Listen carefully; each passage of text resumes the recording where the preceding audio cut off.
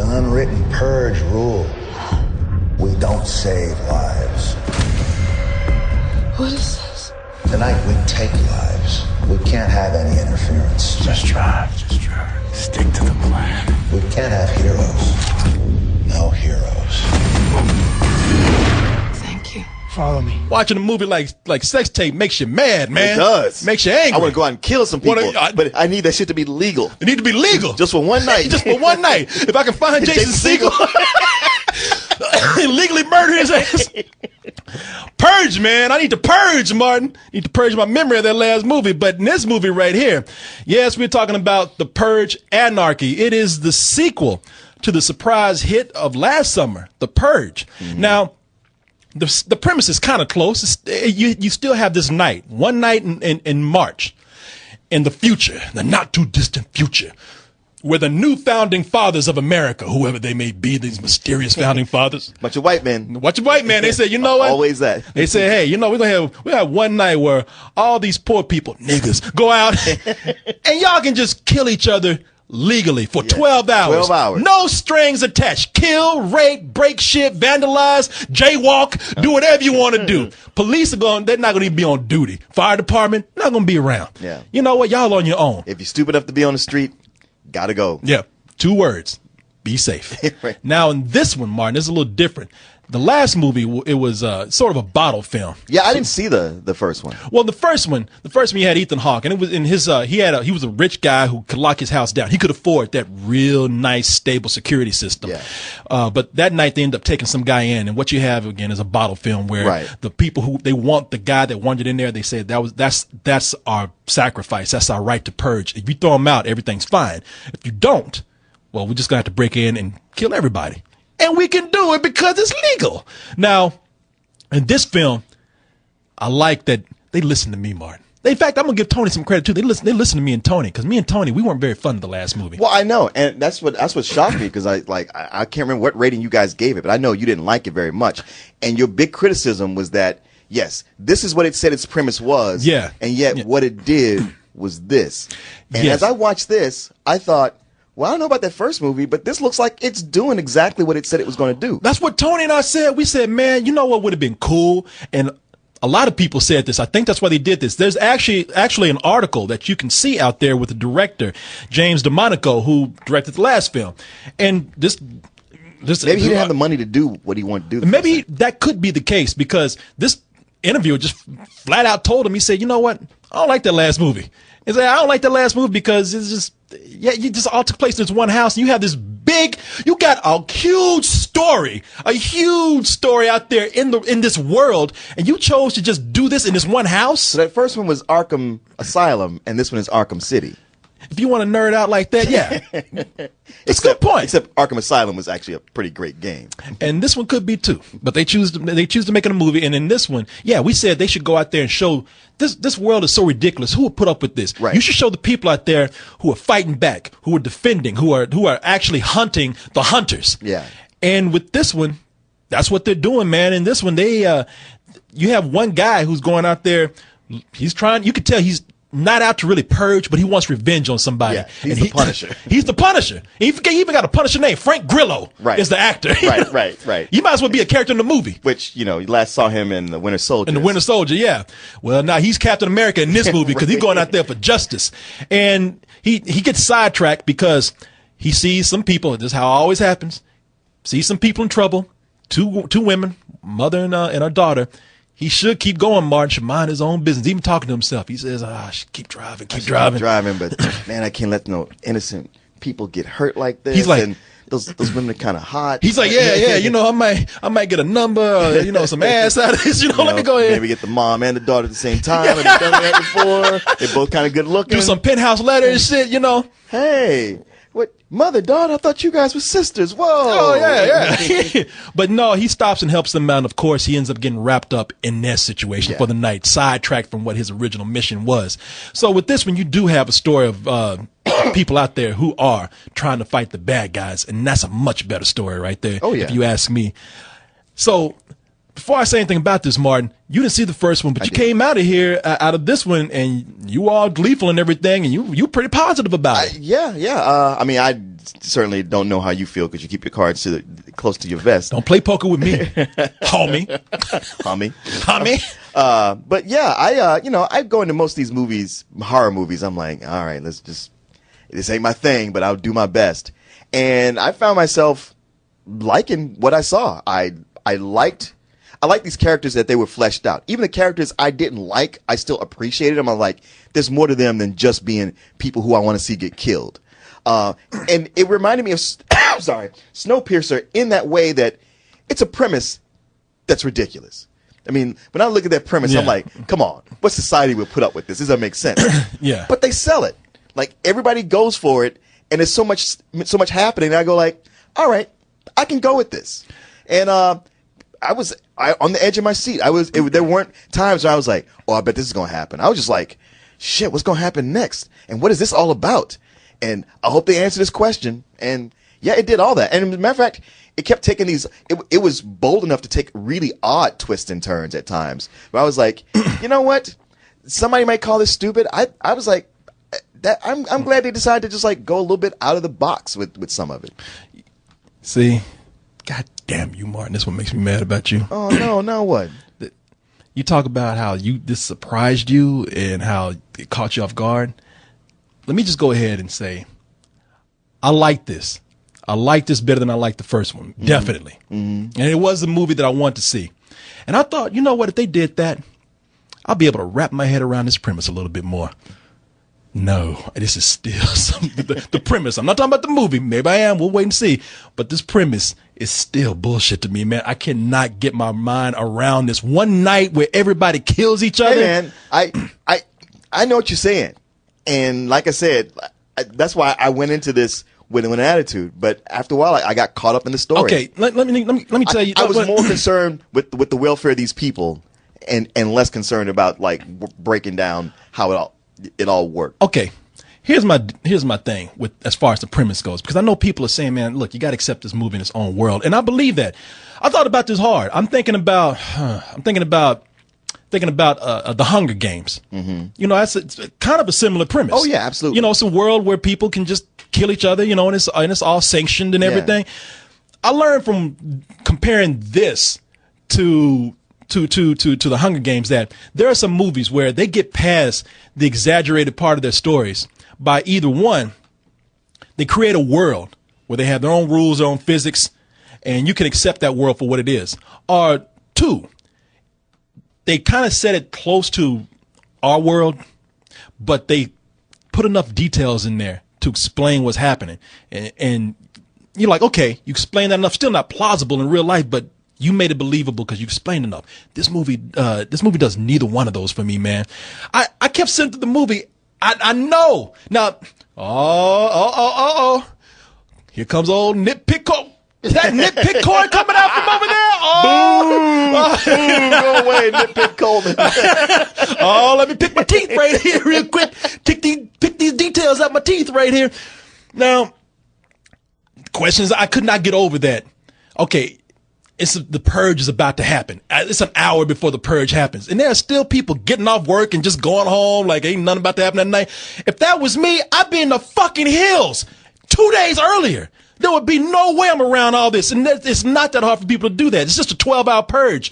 My other problem is that I just still cannot get over that this is supposed to help society. Now, the movie, and I'm going to explain to you how you can accept this as sort of an allegory for things, which makes it a little bit easier to swallow. But still, let's just say that this is somewhat of a fable or somewhat of a cautionary tale or somewhat of a statement about times today.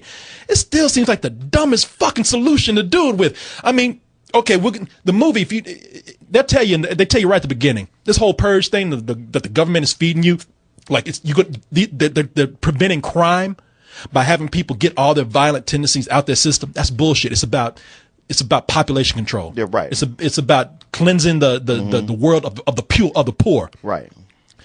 And I thought, well, you know what? Even if that's the case, the property damage the next day would be insane. The cleanup for all the dead bodies would be fucking insane. Yeah, but somebody's making money off that.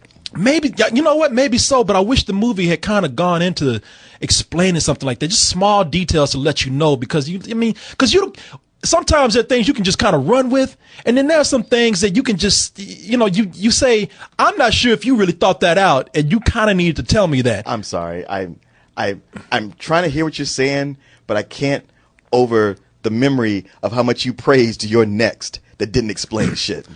You know what? Your Next did explain enough, and I don't want to get into details about it because it's a whole different discussion. You know what? Maybe we'll have a head-to-head one day. Maybe that'll be a good podcast for us to do in a segment on the show, because I can totally explain to you how Your Next works over something like this. Okay. But the other thing with this, Martin, is that you say, see, I didn't expect this to happen a week later. I was truly messing with you about Dawn of the Planet of the Apes earlier. I really was, and I did not want to do this again. But God damn it, you talk about how this surprised you. This was completely predictable to me. Completely. Okay, well, you watch a lot of these movies. It was not to me. You watch a lot of these kind of movies too. No, actually, I don't. You like me missing The Purge. I tend to miss a lot of these movies, or when I do, I'm just like, yeah, I didn't really dig that. And you'll be the first one to say, no, man, you don't understand. This is what these movies do. This is the trope. This is how this goes. And I'm like, all right, if you say so. And you know what? I can see what you're saying. I mean, because this is not even a horror movie. This is an action film. Yeah. Because people gonna tell you it's a horror film. It's not a horror film. It's a straight up action film. It's an action thriller. Yeah. Yes, action thriller. That's what it is. It's nothing horror about it. It's one guy. He's a badass, and he's saving the day, helping these civilians out. He's got four other people.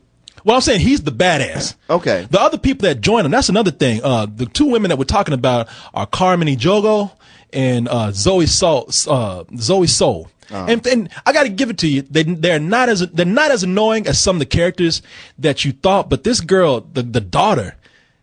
That's another thing I hate about these movies. This is a badass that saved their lives. I know, and she's talking shit. And she's talking shit. You know, you're being an asshole right now. It's like, bitch, I just saved your life. You know what? I can leave you right here. And I wish he had said that. He never says it. But there's a reason he doesn't say it. And you know what? These characters, they could have been more annoying. They could have been more annoying, and they did do a good job at making them seem really scared and really panicked. Yeah. And only the one girl was an asshole, but to see this guy take these people up and to see it does add tension when you see how scared they are. Because the guy's trying to leave them like, fuck you are. You can take us with you. We ain't dying out here. I mean, they pretty much hold on to his leg. Please, please. You know, he's trying to shake that shit quick. And he's fucking with him for a little bit. You know, he's like, hey, y'all ain't gonna kill me. Who's armed in here?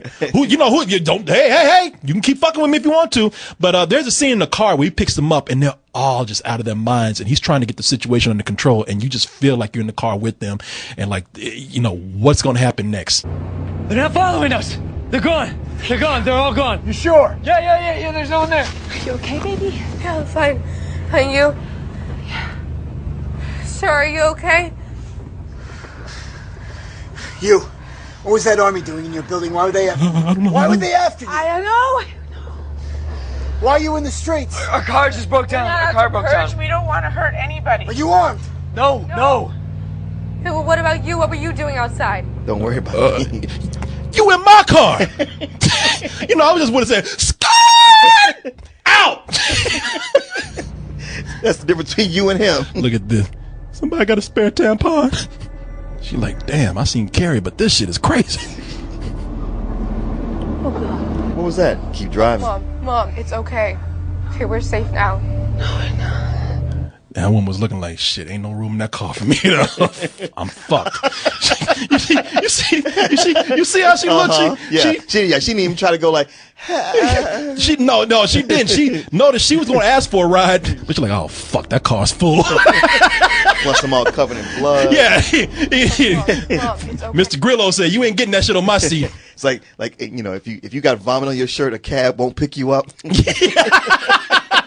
And she pretty much got menstruation all over her. You know what I will say, man? Damn, she looked bad too. That was kind of scary right there. She like, shit, I'm in shock. They fucked me up. But man, one of the things that I do like, I have to say this.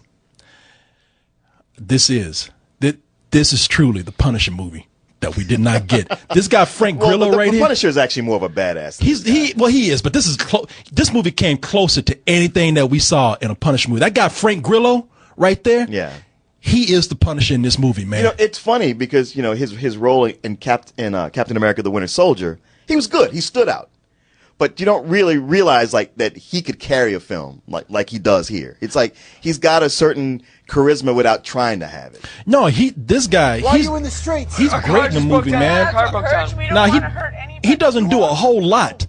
But what he does, like just being a leading badass. Oh yeah, when he's on screen, you follow him, and you want everybody to shut up and do what he says. That's why I was so mad. 'Cause I was like, shut the fuck up and just do what he says. And that's the thing. At first, it annoyed me. But I was like, no, I get it, because everybody's terrified, tensions are high, and it actually mixes things up. Rather than it would be boring if they just all fell in line and did exactly what he says. And like it gets sort of revealed later. Maybe you missed it. But why he doesn't tell that girl to shut the fuck up? No, I got it. I got that too. I mean, that doesn't mean that she shouldn't have shut the fuck up though. I mean, she was still talking shit. Yeah. But now, the way that I was able to finally accept this movie, I'm not saying it's like I took a nibble and swallowed it and said, okay, that's all right, but I can't eat that whole sandwich right there. It's that. Fine. This movie pretty much says, you know what? I know everybody is mad about the economy today, and I know everybody's pissed off at that 1%. And this movie just pretty much straight up says, pick up a gun and kill those motherfuckers, man. I'm not gonna tell you how this movie ends, but it's a pretty cool ending. Yeah. And they pretty much straight up say, I mean, I'm not gonna get racial with it, because if you want to take it far enough, they say just kill every rich white person in this country. I'm not gonna take it that far, because I don't feel that way. I say I'm equal opportunity. Kill every rich person. Yeah, I almost said kill every white person. I can just hear that sound bite. See, Corey's racist. But no, this movie, you can look at it as a parable, sort of as a fable for. Sort of as a sci-fi allegory for the economic condition and the widening economic gap between the rich and the poor. Oh yeah, and I mean, it really fits very well. It parallels whether they meant to or not. 'Cause I'm still not convinced that was really the intention. For real, you're not convinced? Because it's pretty obvious. I mean, I'll give it credit. I don't know. After seeing that first movie, I think they just wanted to expand the world, and I can take it at that. But it works, man. Yeah, it works. They weave it all through there. Yeah. I like the movie, man. I see where you look at it, Martin. You're probably more like, oh man, this is a good movie. I enjoyed this. In fact, I'm just gonna predict what you're gonna say. I bet you're gonna give this a matinee. Yeah, I am. I know you. Where me, I'm more of it's a good guilty pleasure type film. I look at it on the big screen and I say, I had to put effort in this, so therefore I'm going to look at all the things that don't make sense. But if I was to catch this on television, if I was to rent it or download it on VOD or something, I say, you know what? This is all right. This is a nice stay-at-home action film. Oh, really? But it's that's just slightly above your normal home rental because it is kind of smart. I was gonna say, like most of the home rentals or stuff I catch on HBO or Showtime late at night, those kind of movies, they are never this good. No, the only thing that really this is what I don't get about you, man. The only thing that really keeps me from going into matinee territory with this is that it is way predictable. I sat there and I said several times, and look, y'all know me. You know I will tell you when I'm stupid, and I am plenty of times. But I was writing this movie as I go along. Oh, I know why they're doing that. I know what's going to happen here. I know who's going to come in at this last minute and save the day. I know what's going to happen at this moment right here. I know this person is setting themselves up to get shot. I know. Oh, okay. I honestly, for me, it was all new. Okay, all right.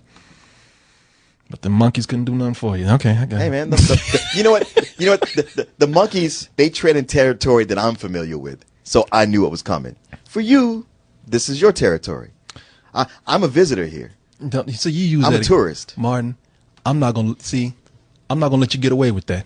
I'm not, and I'm doing this for you. Don't do it for me. I'm doing it for you because man, you could hear the way you talk about nitpick Coleman. I was like, wow. He was not kidding. I'm not the only one. And like I said, I let all those kind of things slide, looking at this as an allegory, if it wasn't so predictable, Martin. And you know something? I'm not letting you off the hook, Martin, because you see enough of these movies out here that you see all this stuff too. You see tons of more movies than the average person, including movies like this, and you should not say that this is a surprise to you. You should be able to look at this and say, I got that number right there too.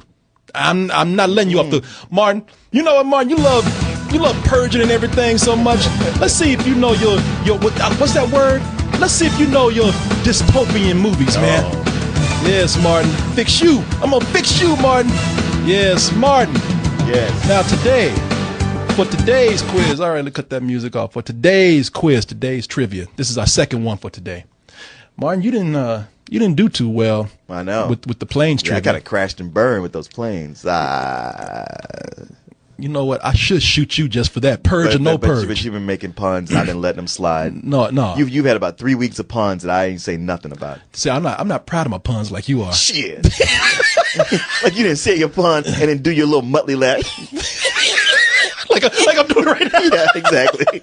Hey, don't change the subject here. Got some trivia for you. You ain't getting out of this. All right, Martin. Now, how we're going to play this trivia game is that The Purge was all about population control, right? Right. Yeah, not spoiling anything for anybody there.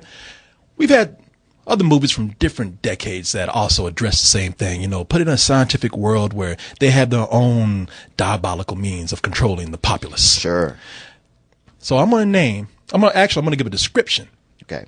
And I want you to name the movie that this description is putting out there. Okay. Now, here's our first one, Martin. Age ain't nothing but a number unless you're in this movie. Now, Martin, before you answer, let's give the people out there a chance to think about it. We're going to give you a second to answer out there, and who people are watching or listening. Age ain't nothing but a number unless you're in this movie. Martin, what is it? Logan's Run. Martin, you are correct. It is Logan's Run. Martin is on the road to redemption, people. You got your first one there, Martin, but you know what? You also got the first one on planes. I know. We got 4 more to go to go right here. Whew. So let's see. You ready for number 2? All right, let's do it.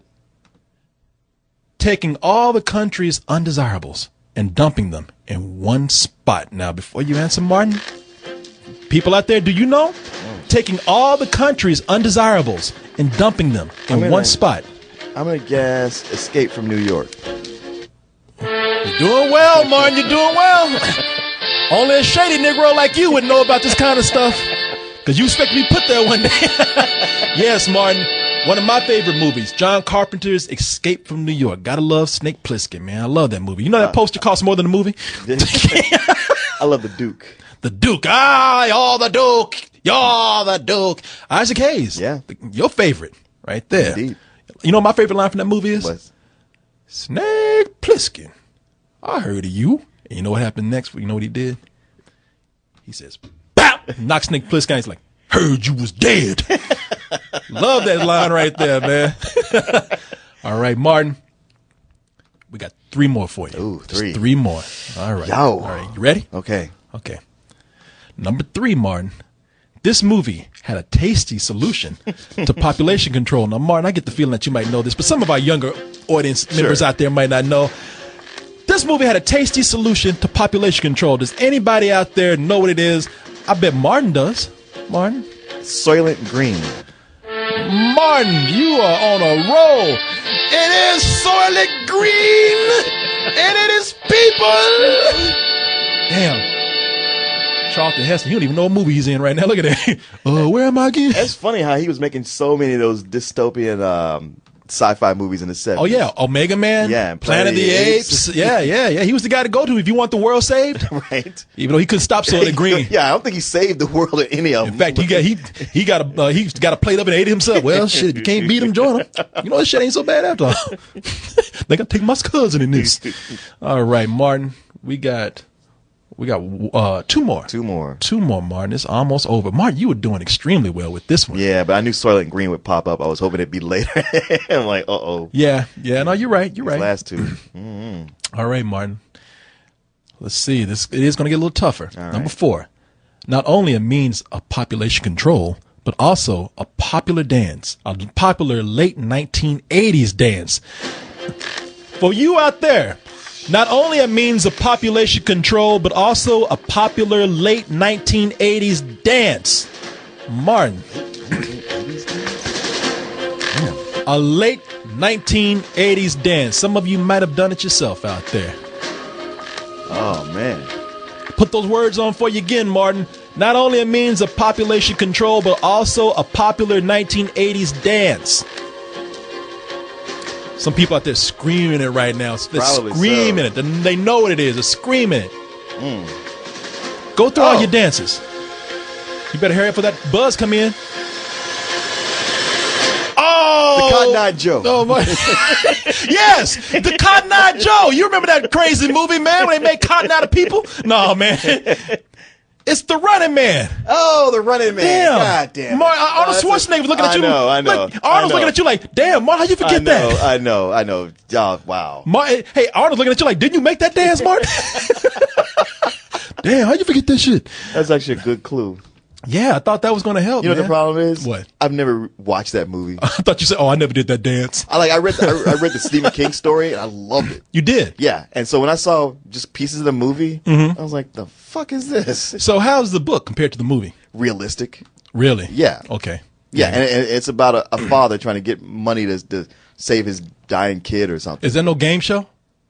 There is, but there's nobody dressed up like wrestlers. Oh, it's just regular citizens trying to kill this guy. Oh, okay. It's scarier. Oh, this sounds much better though. Look at that cut. Look at those spikes on his shoulder and everything, man. You know, you got to get visual for the people. You make a movie, Martin. Yeah. All right, Martin. This is your last one right here. It's almost done. It's almost done. You know what? Let's see if you can actually get away with all of them except one. Let's see if you can go 4 for 5. All right. Number 5. It's all in this movie's DNA. It's all in this movie's DNA. I give you a hint, Martin. You deserve a hint for this. It's not so much about population control. They control the populace by putting them where they should be.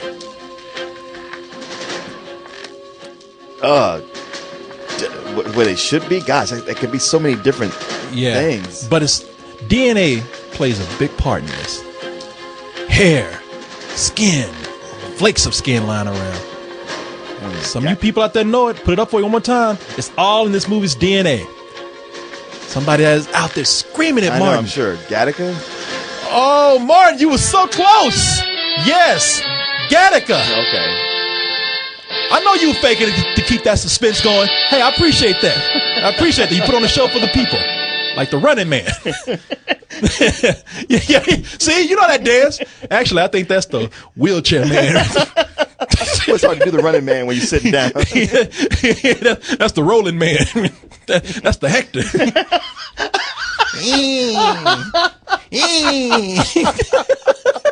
I hope my little boy's doing all right, man. I do too, man. I hope he's doing okay. I really hope so. I hope, because it just sounds like, even if he makes it through, when he makes it through the surgery. Yeah, come on. When he makes it, just the recovery on something like that just sounds like it could take a while. Oh, I know. So what's the deal with him? Well, gosh, he's having his bones, his limbs lengthened with metal rods. I mean, I think they got to break the bones and separate them and then put metal rods in to elongate them. You know what? Somebody was out there yelling, and they had it all wrong. Somebody thought they had it. They're screaming, "The island!" Like, nope. You were wrong too. All right. The island was a good, answer to have. And you know what? I was going to put the island in there, but the island was not dealing with population control really as much as it was clones that they were making. That's right. And they were using the clones to use for organs. Right. To mine that's for right. organs. That's yeah, right. Yeah. So they were actually increasing the population by keeping people alive. Ooh, boy, I can't wait for the Purge. You're going to be my first target. I hope it's on a night when we're recording. I'll get you first. I hope it's on a night when we streaming so everybody can see it live. I'm going to shoot you, man. So I'm going to shoot you in your nuts first. I'm going to shoot you in your head. I'm going to shoot you in your nuts so you can think about what you did wrong. And I'm going to shoot you in the head, put you out your misery because I like you. Your friend. We're going to have people in front of us. We're going to have people behind us. Don't stop. Don't look back. Run for your life.